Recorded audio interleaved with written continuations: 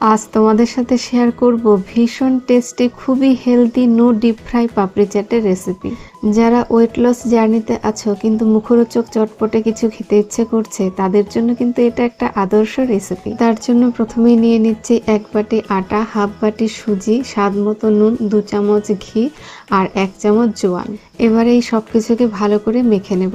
মুঠো করে দেখে নিচ্ছি ময়ামটা ঠিক হয়েছে কিনা। পাপড়িগুলোকে অনেক বেশি হেলদি আর দেখতে সুন্দর করতে বিটের রস দিয়ে আটাটা আমি মেখে নিচ্ছি। এবার অল্প অল্প জল দিয়ে মেখে একটা ডো তৈরি করে নিলাম। একটা ভিজে কাপড় দিয়ে ঢেকে 30 মিনিট রেস্টে রেখে দেব। এবার আমি প্যানের মধ্যে দিয়ে দিচ্ছি 1 চামচ গোটা জিরে, 2টো শুকনো লঙ্কা, 1 চামচ জোয়ান আর একটু নুন। মশলা থেকে ধোয়া উঠতে শুরু করলে আর খুব সুন্দর একটা গন্ধ বেরোলে গ্যাসটাকে অফ করে দেব। 1 বাটি টক দইয়ে দিচ্ছি 1 চামচ চিনি, একটু বিট নুন। এবার ভালো করে মিশিয়ে দইটাকে তৈরি করে নিলাম।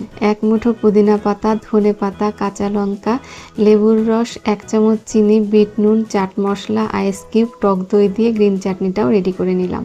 একটা সেদ্ধ আলুকে খোসা ছাড়িয়ে ছোট করে টুকরো করে নিচ্ছি। 30 মিনিট পর ডোটাকে আরেকটু মেখে আরেকটু মসৃণ করে নেব। এবার ডো থেকে লেচি কেটে রুটির মতো বেলে নিতে হবে। একটা কাঁটা চামচ দিয়ে ফুটো করে নিচ্ছি, এতে পাপড়িগুলো ফুলবে না, অনেক বেশি মুচমুচে হবে।